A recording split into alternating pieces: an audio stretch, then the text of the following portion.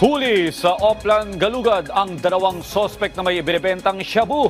Samantala, armas at droga kumpiskado sa isang pulis sa Pasay City. Si Christian Bascones sa detalye. Baril, bala at droga ang nakumpiska sa isang pulis sa Pasay City. Mismong kanyang mga kabaro ang humuli sa suspek sa isang bypass operation. Kinilala ang suspek na si Police Corporal Michael Mones Buyan, 37 anyos. Siya ay nakatalaga sa Angeles City Police Station sa PRO3 at residente ng Angeles City, Pampanga.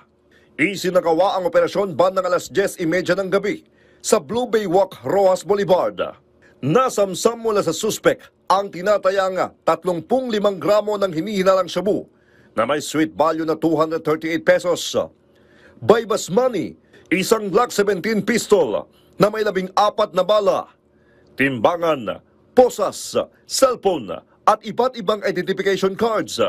Bukod sa paglabag sa RA 9165 o Comprehensive Dangerous Drugs Act of 2002, sasampahan din ang kaso si Mones dahil sa paglabag sa RA 10591 o Comprehensive Firearms and Ammunition Regulations Act at Omnibus Election Code. Samantala, dalawang individual naman ang naaresto sa Oplan Galugad ng mga tauhan ng Sampaloc Police Station. Nahuli ang dalawang suspek dahil may drug transaction pala sila sa lugar.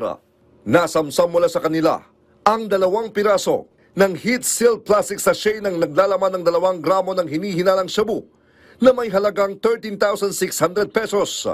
Kakasuhan sila sa paglabag ng Comprehensive Dangerous Drugs Act of 2002. Christian Bascones para sa Pamansang TV sa Bagong Pilipinas.